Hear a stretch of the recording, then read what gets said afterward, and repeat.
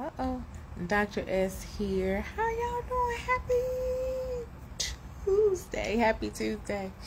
I just wanted to pop on really quickly. Surroundings are slightly different in a hotel on summer vacay. I'll be making another video soon disclosing our location because it's not a mystery. I'm just extra. But anyway, Dr. S here, dropping nuggets you didn't know you needed. And as always, it is my hope and prayer that they will help you be your best you. So, as I mentioned, traveling, getting some much needed, is it really rest? Rest, new adventures in before school starts back next month. And as many of you know, I have a teenage boy, right? A teenage son.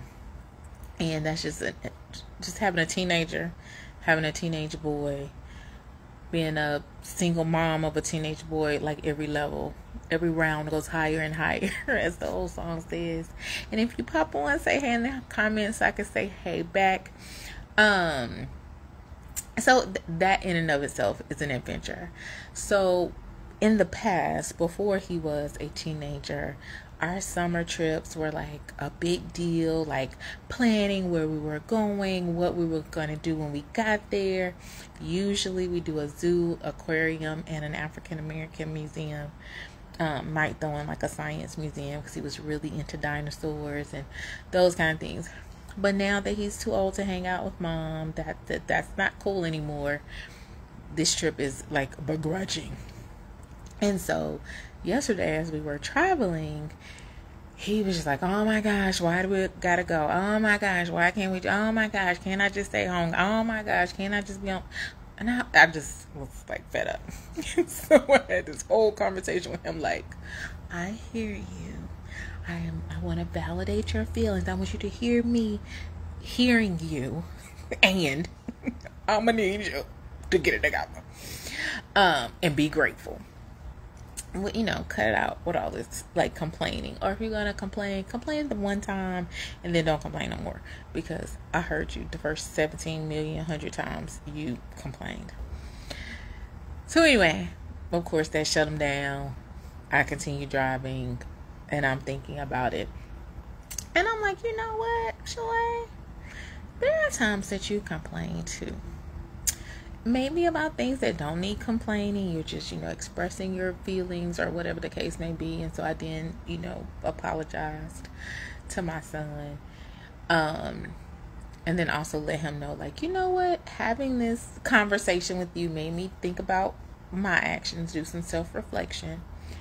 And so I'm going to challenge myself that if I am in a situation and I feel like I want to complain, for me, it's usually around food and restaurants and service. But if I'm in a situation and I feel like I want to complain, instead of complaining, I'm going to think of two positive things. I'm going to think of two things I could be grateful about. So I entitled this the 2-to-1 grateful ratio. Because if something happens, I'm going to be like, you know what? So for example, in this particular hotel, the bathroom is like this big, super small. And so I was going to be like, oh my gosh, this bathroom is so small. I said, you know what? This is giving me like a sauna vibe. Like I will be very well moisturized because it'll be a lot of steam. It'll be great. So that is what I'm going to do. I'm going to challenge myself from here forth to think of at least two things to be positive about, to be grateful for. Because even in these situations where we could complain, there is something to be grateful for. As I mentioned, sometimes I'm complaining about restaurants or servers. Guess what? I got the money to be at the restaurant. Guess what? I have the privilege to be able to eat out. It's like, so even if something isn't ideal, it's still a blessing. I tend to deal with road rage. Guess what? I am blessed to have a car. I am blessed to be able to have money to put gas in the car. You know what I'm saying? So it's like really a challenge to myself. And I meant to, I was looking up scripture. So, Philippians 2 and 14, I think, says, do things without grumbling and do things without murmuring and complaining. And then also, I want to say 2 Corinthians 10:10. There's another scripture about, just being mindful about murmuring and complaining and just being begrudging all the time, because y'all, we really for real are blessed. We are really for real fortunate. Like, even in our worst case scenarios, we still, if we like look at it, are really, really, really, really, really fortunate. And maybe it's just me. Maybe I'm the only one out here complaining. Maybe I'm the only one out here, murmuring and carrying on.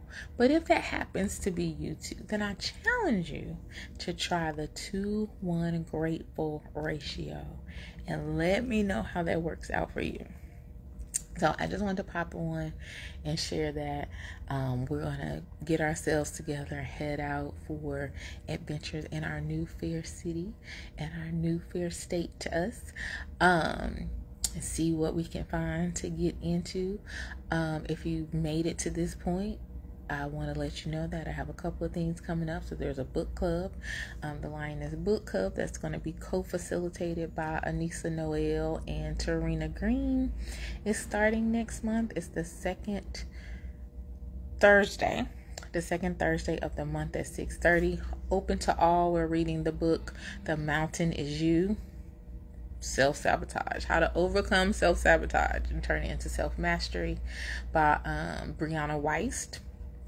So feel free to join us for that if you're interested. Say something in the comments or DM me. I am, through my latest business venture, 4E Consulting, offering a free intro class called It Starts With the Mind. So, make that shift from murmuring to grateful. That starts here in the mind. So it starts in the mind. That is free, and again, open to all. That's going to be virtual. That's Tuesday, August the 27th. I just asked for you to register at drshalay.com/events-1. And then lastly, ladies, I am having my very first ladies fellowship brunch in October 12th.